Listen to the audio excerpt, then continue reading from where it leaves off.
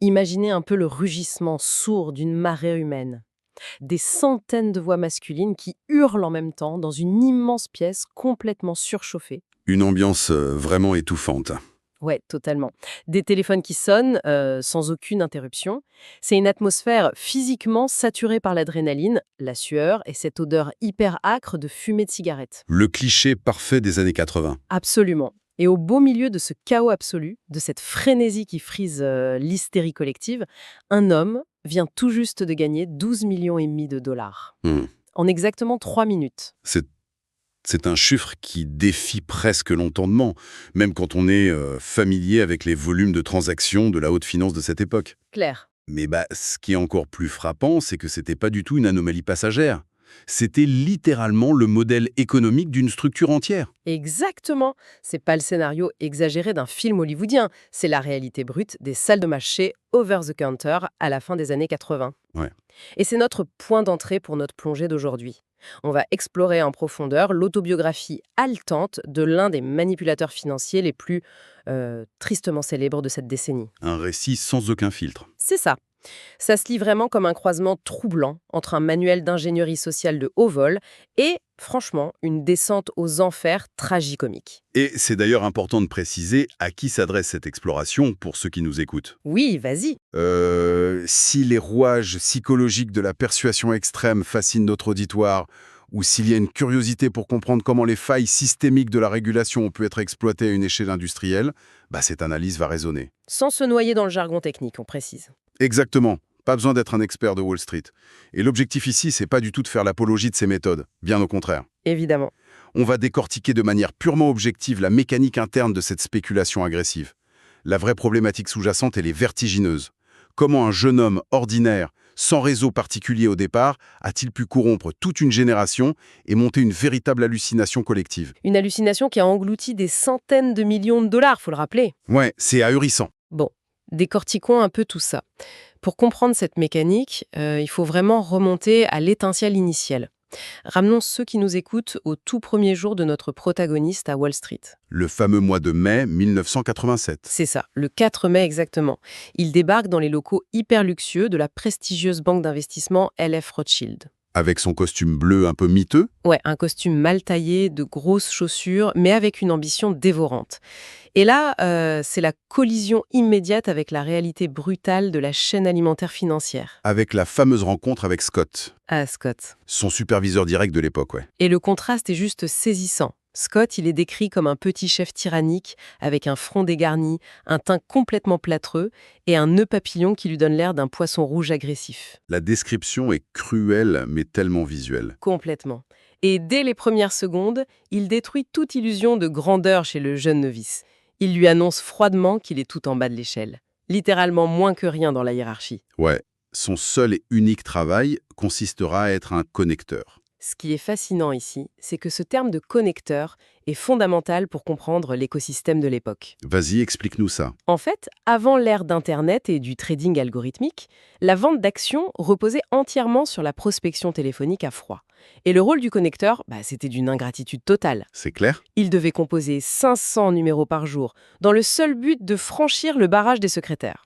S'il réussissait à avoir un client potentiel en ligne, il devait surtout pas lui parler de finances. Interdiction totale. Voilà.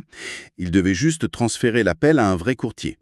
Et s'il échouait, il était remplacé le lendemain. Une pression mais colossale. Mais l'anecdote prend tout son sens quelques heures plus tard, lors d'un déjeuner qui va agir comme un véritable électrochoc idéologique. L'entrée en scène de Mark Hanna. L'antithèse absolue de Scott. Un trader senior de la firme qui décide de prendre ce jeune sous son aile. Et Hanna, c'est le stéréotype parfait du maître de l'univers de la fin des années 80. Ah oui, Costume à rayures sur mesure à 2000 $, assurance magnétique et un détachement total vis-à-vis des règles conventionnelles. c'est presque caricatural. Mais c'est réel. Il l'emmène au Top of the Sixes, un restaurant panoramique huppé de Manhattan, et c'est au cours de ce déjeuner surréaliste que le vernis institutionnel de la finance vole en éclats. Le jeune homme sirote un soda pendant que Hanna enchaîne les martinis. En plein milieu de la journée de travail. En pleine journée, oui. Tout en lui livrant sa philosophie de marché d'une manière incroyablement brutale. Il détruit totalement le mythe du banquier d'affaires qui aide l'économie réelle. La fameuse désillusion. Exactement. Il lui explique cliniquement qu'un courtier ne crée absolument aucune valeur matérielle. Leur métier, c'est pas de bâtir des entreprises, Non, pas du tout. c'est juste de transférer l'argent de la poche du client vers la poche du courtier sous la forme de commission. C'est un jeu à somme nulle et c'est totalement assumé par Anna. Et pour supporter la tension nerveuse d'un environnement où on produit rien d'autre que du stress et des transactions, Anna lui prescrit très sérieusement un régime un peu particulier. Stupéfiant, c'est le mot. Il lui recommande la consommation régulière de cocaïne et des habitudes, disons, très personnelles impliquant la masturbation. Il présente ça comme de véritables outils de survie professionnelle. Le maître d'hôtel complice du restaurant facilite même la consommation de drogue directement à table. C'est un choc culturel d'une violence inouïe, Et c'est l'étincelle qui va allumer un incendie gigantesque. parce que c'est le moment précis où la graine est plantée. Le protagoniste comprend que dans ce microcosme, la morale traditionnelle, c'est juste considéré comme un frein à la performance. Un obstacle, rien de plus. Et c'est cette révélation cynique qui va servir de fondation opérationnelle quand il fondera plus tard sa propre société, Stratton Oakmont. Et parlons-en de cette création. Parce que le pivot géographique est lui-même fascinant. Après le crash boursier, au lieu d'essayer de s'accrocher aux grandes tours de Wall Street, il décide de s'installer à Long Island, Loin de tout. dans un bâtiment sans charme, loin des regards de l'establishment financier. Et c'est une stratégie de contournement qui est brillante. En s'éloignant de Wall Street, il accède à un bassin de recrutement radicalement différent. C'est-à-dire ? Il refuse catégoriquement d'embaucher des diplômés en finance des grandes universités. Ces profils-là, ils poseraient trop de questions sur les ratios d'endettement des entreprises qu'ils vendent. Ou pire, sur la légalité des opérations. Exactement. Donc au lieu de ça, il recrute de jeunes adultes issus de la classe ouvrière, des manutentionnaires, des vendeurs au porte-à-porte, des piscinistes. Des jeunes qui ont faim. Très fins. Ils n'ont aucune éducation boursière, mais ils ont une soif inextinguible de s'élever socialement. Et surtout, ils n'ont aucune idéologie financière préconçue à déconstruire. C'est de la pâte à modeler pour lui. C'est ça. Et pour les transformer en prédateurs redoutables au téléphone, ils leur donnent pas des cours d'économie macro, ils leur fournissent un script. Et pas n'importe quel script. C'est là qu'on entre dans la psychologie appliquée de très haut niveau. L'argumentaire de vente, il est rédigé de manière millimétrée. Tout est calculé. Il anticipe méticuleusement chaque objection possible. Le client dit qu'il doit en parler à sa femme, script à une parade. Le client dit qu'il manque de liquidité, script à une parade. Mais la véritable innovation de ces argumentaires, c'était la maîtrise de la tonalité vocale. C'est fascinant de lire comment il entraînait ses troupes là-dessus. C'était presque de la mise en scène. Complètement. Il s'agissait pas seulement de lire des mots sur un papier. Il fallait moduler sa voix pour projeter des émotions spécifiques. Le fameux murmure. Le murmure du faux secret d'initié où il est, pour faire croire aux clientes qu'il avait accès à une information ultra confidentielle. Tout à fait. Et il leur enseignait comment instiller une urgence absolue. L'idée que l'opportunité allait s'évaporer dans les 10 prochaines secondes s'il prenait pas de décision immédiate. Le but, c'était vraiment de court-circuiter le raisonnement logique de l'investisseur. Il fallait faire appel directement à son cerveau reptilien, à la peur de rater une opportunité en or. Et c'est couplé à la plus grande innovation tactique de Stratton Oakmont, le ciblage. Ah oui, le changement de cible. C'est ici que ça devient vraiment intéressant. Historiquement, les boiler rooms, ces salles des marchés clandestines qui vendaient des actions de pacotille, elles ciblaient des retraités ou des personnes modestes, souvent des gens un peu naïfs. C'était la norme dans l'escroquerie. Voilà. Et lui, il décide de renverser complètement ce paradigme. Il va cibler exclusivement le 1% des Américains les plus riches. Ce qui semble totalement contre-intuitif au premier abord. Bah oui. Pourquoi des PDG et des chirurgiens millionnaires, qui ont sans doute de vrais gestionnaires de patrimoine sérieux, écouteraient-ils un gamin de 20 ans appelé depuis Long Island ? Parce qu'il avait compris une faille universelle de la psychologie humaine. L'addiction au statut et l'avidité ne disparaissent pas avec la richesse. Elles changent juste d'échelle. L'avidité n'a pas de plafond. Exactement. Les individus extrêmement fortunés adorent l'idée de faire le coup du siècle. De découvrir une pépite avant tout le monde. L'ego joue à plein régime. L'idée de participer à une affaire prétendument exclusive, ça flatte leur ego d'une manière incroyable. Et une fois qu'il avait gagné la confiance de cette élite en leur faisant gagner un peu d'argent sur des actions classiques et sûres, le piège se refermait. C'est le moment de la bascule. Parce qu'une fois leur réseau de clients riches bien établi, ils ne se contentent plus de prendre des commissions. Ils se mettent à manipuler le marché à la source. l'ingénierie financière dans ce qu'elle a de plus sombre. L'exemple le plus flagrant qu'on découvre, c'est l'introduction en bourse de la société de chaussures pour femmes de son ami d'enfance, Steve Madden. Ah, ce chapitre est un cas d'école. C'est censé être une opération strictement régulée par les autorités boursières. Et ça s'est transformé en un siphonnage massif de capitaux en plein jour. Comment il a fait sans utiliser de vocabulaire trop lourd? Alors, pour vulgariser ce coup de maître, et on rappelle qu'on n'approuve moralement rien de tout ça, c'est une manipulation pure de l'offre et de la demande. Pour comprendre comment ils ont généré 12 millions de dollars en 3 minutes, il faut regarder le flottant. Le nombre d'actions disponibles à la vente. C'est ça. Les actions effectivement sur le marché public. Le protagoniste avait financé l'entreprise Steve Madden en amont, hors marché. En échange, il détenait secrètement la quasi-totalité des parts de la société. Mais la SEC, le gendarme de la bourse américaine, interdit à un seul individu de monopoliser ainsi les actions pour contrôler les prix. Bien sûr, s'il détenait tout en son nom propre, l'opération serait immédiatement bloquée. C'est trop visible. Et c'est là qu'interviennent les fameux escamoteurs. Les fameux rat holes. Voilà, les comptes de Crétenon. Il a distribué ses millions d'actions à un réseau de proches, d'amis et d'associés dociles. Donc techniquement, ces individus détenaient les actions sur leur propre compte bancaire. Ce qui semblait légal sur le papier. Mais en réalité, ils avaient tous signé des accords secrets lui rétrocédant le contrôle total sur la décision de vente. Ils contrôlaient donc l'offre globale de manière invisible. Machiavélique. Et le jour de l'introduction en bourse, la machine se met en route. D'un côté, il ordonne à ses milliers de courtiers de harceler au téléphone tous leurs riches clients pour acheter massivement l'action Steve Madden. Donc la demande explose artificiellement. Et de l'autre côté, l'offre est bloquée, parce qu'il a donné l'ordre strict à tous ses prête-noms de ne vendre aucune action. On se retrouve dans une situation de short squeeze artificielle. Avec une demande frénétique face à une offre inexistante, le prix s'envole instantanément. L'action est passée de 4 $ à 18 $ dès les premières minutes. Et une fois le prix gonflé à bloc, il a discrètement ordonné à ses prête-noms de liquider leur position au prix fort.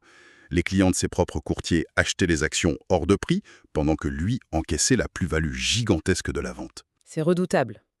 Il exploitait vraiment les angles morts de la régulation de l'époque. Au début des années 90, les systèmes de la SEC n'étaient pas capables de lier instantanément ces comptes de prête-noms. Il surfait sur une zone grise indétectable.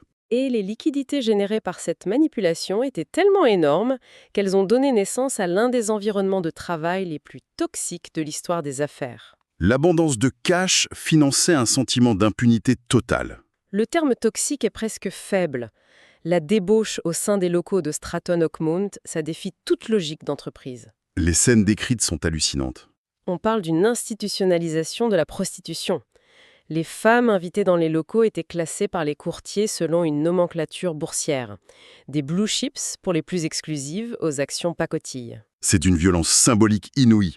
Sans parler des animaux sauvages dans les couloirs. Il y a ce fameux chimpanzé en couche-culotte faisant du patin à roulettes, les concours de lancer de nains, et bien sûr la consommation de drogue dure érigée en mode de fonctionnement normal. Si l'on relie cela à la situation dans son ensemble, l'analyse révèle quelque chose de très profond. Ce chaos apparent, c'était en réalité une méthode de contrôle extrêmement sophistiquée. C'était pas juste pour faire la fête. Non. Ce n'était pas juste une bande de jeunes qui faisaient la fête avec l'argent de leurs clients. C'était un outil de management psychologique conçu pour créer des menottes dorées. Garder les employés dépendants. Précisément, le dirigeant poussait activement ces jeunes recrues à dépenser l'intégralité de leurs énormes commissions. Et ce, le jour même de leur versement. Tout flambait tout de suite. Il les incitait à contracter des crédits exorbitants pour acheter des Ferrari, de gigantesques propriétés dans les Hamptons et à entretenir un train de vie totalement hors de contrôle. L'objectif était purement mathématique. S'assurer qu'ils restent endettés. Voilà. Même un courtier gagnant 1 million de dollars par an devenait techniquement surendetté. C'est terrifiant d'efficacité. En les gardant au bord du gouffre financier, ils s'assuraient qu'aucun d'entre eux ne pouvait se permettre de quitter l'entreprise. Ils étaient coincés. Il était obligé de revenir tous les matins, de décrocher le téléphone et de vendre de manière encore plus agressive pour soutenir leur style de vie délirant. Ils étaient isolés de leur ancien cercle social et dépendaient totalement de lui. Ils le percevaient presque comme un dieu vivant. C'est la dynamique exacte d'une secte, mais basée sur le profit au lieu de la religion. Mais on ne peut pas maintenir ce niveau de bruit, brasser autant de liquidités et orchestrer des fraudes pareilles sans finir par attirer l'attention des agences fédérales. La chute inévitable. Quand le FBI et la SEC ont commencé à scruter les opérations de Long Island de trop près, le problème s'est déplacé. Comment cacher physiquement cette montagne d'argent générée illicitement? Et la solution classique pour ça, c'est la Suisse. L'histoire se déplace en Europe, et ça introduit des personnages dignes de romans d'espionnage. Oh oui, Jean-Jacques Sorel. Le banquier genevois par excellence. Des manières de la vieille Europe, extrêmement complaisant, qui expliquent avec beaucoup de tact comment les lois sur le secret bancaire peuvent protéger les fonds. Mais le personnage le plus intrigant, c'est celui qu'il surnomme le maître faussaire. Et l'implication de ce fausseur nous éclaire sur un concept juridique crucial de l'ouvrage. La possibilité de démenti, ou plausible deniability en anglais. Comment ça fonctionne en pratique? Ce que ce faussaire explique, c'est qu'il ne suffit pas de faire disparaître l'argent sur un compte caché. Chaque mouvement de fonds suspect doit être justifié par une piste d'audit qui semble parfaitement légale. Il faut créer une illusion d'activité économique réelle. Exactement. Le travail de ce faussaire consistait à fabriquer rétroactivement des historiques corporatifs. Depuis sa bibliothèque remplie de registres de sociétés écrans, il générait de faux contrats de consulting, des rapports d'études de marché bidons. Il antidatait des factures, non? Oui, en utilisant de vieilles machines à écrire et des types de papier spécifiques pour que l'encre paraisse vieillie. L'objectif, c'était de créer une épaisseur documentaire telle que, si un enquêteur décortiquait la transaction, il se heurtait à une série de justifications administratives en apparence valides. Le but n'était donc pas de cacher l'existence de la transaction, mais de brouiller l'intention criminelle. Rendre l'audit tellement opaque qu'il devient impossible pour un procureur de prouver qu'il s'agit d'un blanchiment d'argent. Ça passe pour de la simple optimisation fiscale très agressive. L'ingénierie de la dissimulation est aussi poussée que la manipulation initiale. Alors qu'est-ce que tout cela signifie pour nous aujourd'hui ? En prenant un peu de recul sur toutes ces manœuvres, il y a des enseignements concrets à tirer de cette histoire. Au-delà de la fraude, il y a des principes psychologiques forts. Le concept majeur, c'est le fameux « faites comme si ». Un principe qu'il martelait sans cesse à ses troupes ? C'est d'une puissance redoutable. Il leur demandait d'agir physiquement et vocalement comme s'ils étaient déjà des experts incontestés et financièrement indépendants. C'est presque de la méthode d'acteur ? C'est exactement ça. En adoptant la posture, l'assurance et l'intonation du succès, on trompe le cerveau de la personne au bout du fil, mais on modifie aussi son propre état mental. La confiance précède le succès. Si on projette une autorité absolue, les gens ont un biais cognitif naturel qui les pousse à s'y soumettre. Même si cette autorité n'est basée sur aucune compétence réelle. C'est une leçon brutale sur l'art de la persuasion. Une leçon brutale, oui. Mais en contrepoint, l'analyse montre bien la destruction personnelle qui accompagne cette soif inextinguible. L'effondrement interne. Au fur et à mesure que la fortune s'accumule, tout se détériore. Il y a une citation marquante de la tante du protagoniste, la tante Patricia. Elle tente de l'avertir en lui disant, je cite, « L'argent est un outil, mon enfant, pas un maçon. » Une distinction métaphorique d'une grande justesse. L'argent possède une grande utilité pratique. Il achète du confort, des connexions. Mais il ne construit absolument rien sur le plan humain ou émotionnel. Et quand l'argent devient le maître, plutôt que l'outil, il détruit les relations humaines authentiques. Quand la richesse est le seul ciment d'un réseau social, la paranoïa devient inévitable. Dès que le FBI commence à resserrer l'étau, l'ambiance bascule complètement. Les frères d'armes deviennent des menaces. Chacun se demande qui porte un micro caché, qui a passé un accord avec le procureur. Le système de loyauté transactionnelle finit par se dévorer lui-même, menant à une isolation totale. Finalement, c'est une montagne russe tragicomique qu'on vient traverser, une histoire insensée qui agit avant tout comme un gigantesque panneau d'avertissement, la chronique d'un esprit brillant dépourvu de boussole morale. Emporté par l'hédonisme pur. Et cette plongée s'adresse vraiment à tous ceux qui souhaitent comprendre les rouages de la vente agressive et les dangers de la vanité. Et cela soulève une question importante pour terminer. On a vu comment il considérait sa vie comme une gigantesque partie d'échecs, anticipant et manipulant les pièces. Oui. Et on peut légitimement se demander si les systèmes financiers extrêmes ne sont pas par essence conçus pour récompenser précisément ce type de comportement sociopathique. C'est la grande question. Est-ce le système qui crée le monstre, ou le monstre qui trouve simplement le terrain de jeu idéal pour son absence de morale ? Une interrogation finale qui invite ceux qui nous écoutent à prolonger la réflexion bien au-delà de notre échange d'aujourd'hui. Ça questionne la nature même de la réussite dans notre société. Merci de nous avoir suivis dans cette exploration fascinante et à très bientôt pour une nouvelle plongée.